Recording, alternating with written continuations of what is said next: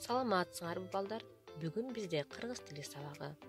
Сабагыбызды баштаардын алдында баарыңарга жагымдуу маанай каалагым келип турат. Анда эмесе балдар, бири-бириңерди карап жылмаюу алгыла. Жүзүбүзгө жылмаюу келген соң, эми сабагыбызды баштайбыз. Дептерибизге бүгүнкү числону жазабыз. Таза, сулуу, булгабай элементтери менен жазып чыгабыз. Эми балдар, бүгүнкү сабагыбыздын темасы сүйлөмдө энин милдетин аткарган адам аттары жөнүндө болмокчу. Ал эми сабагыбыздын максаты окуучулар сүйлөмдө энин милдетин аткарган адам аттары боюнча маалымат алышат, кагаздан жасалган 1000 турна аңгемесинин биринчи бөлүгүнүн мазмунун түшүндүрүшөт. Эске тутуусу, кабыл алуусу, таанып билүүсү, сулуу, таза, катасыз жазууга калыптанышат, көңүл буруусу, сөз байлыгы, чыгармачыл ой жүгүртүүсү өнүгөт. Тазалыкты сактоого, адептүүлүккө, кыргыздын улуттук каада салттарын баалоого тарбияланышат. Эми балдар, бүгүнкү сабагыбыздын темасынын аныктамасын карап көрөлү. Сүйлөмдөгү ойдун негизин билдирип турган адам аттары сүйлөмдүн ээси боло алат. Алар ким, кимдер деген суроолорго жооп берет. Мисалы, Кубанычбек кагаздан көгүчкөн жасады. Ким жасады? Кубанычбек. Ким деген суроого жооп бергендиктен сүйлөмдүн ээси болот дагы астын бир түз сызык менен сызып коебуз. Эми балдар, кийинки сүрөткө көңүл бөлөбүз. Биринчи сүрөттү көрүп турабызбы? Анда эмесе балдар, сүйлөм түзүп көрөлүчү. Азамат апасына гүл сатып алды. Эми суроо беребиз балдар.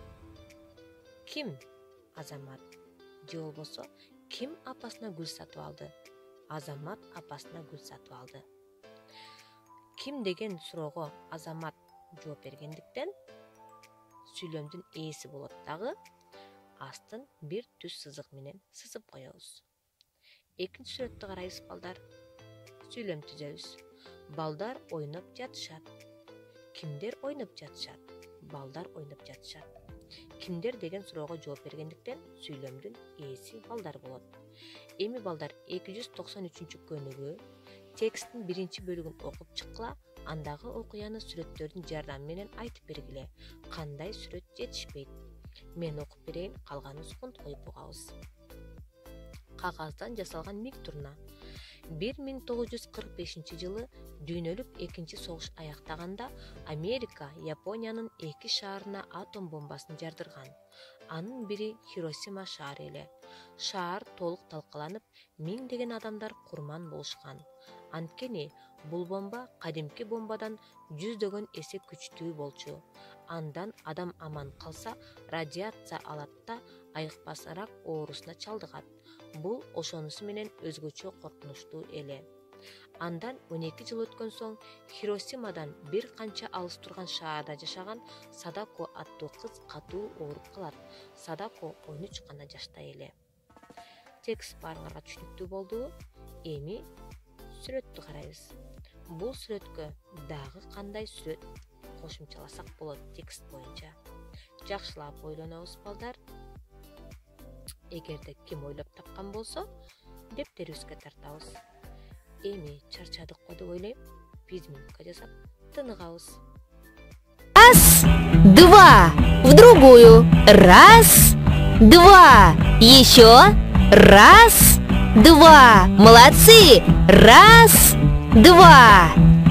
А теперь, не поворачивая голову, глазками посмотрим вправо-влево. Вправо-влево. Раз, два. Раз, два. Раз, два. Эми балдар, өз алдынча иштейбиз. 294 көнүгүү. Тексттин каармандарын окуяны жазгыла, окуя кайсы жерде болгон. 295 көнүгүү. Тексттен адам аттары катышкан сүйлөмдөрдү көчүрүп жазгыла, суроо берип, сүйлөмдүн ээсин таап, астын сызгыла. 296 көнүгүү. Сүрөткө карата сүйлөмдөрдү түзгүлө, энин милдетин кандай сөздөр аткарды? Тапшырма түшүнүктүү болду. Эми балдар, үйгө тапшырма. 297 көнүгүү. Тексттин мазмуну боюнча сүрөт тарткыла, тарткан сүрөтүңөр боюнча аңгеме жазгыла. Сүйлөмдүн ээсин таап, астын бир түз сызык менен сызып койгула. Анда эмесе балдар, саламатта калгыла.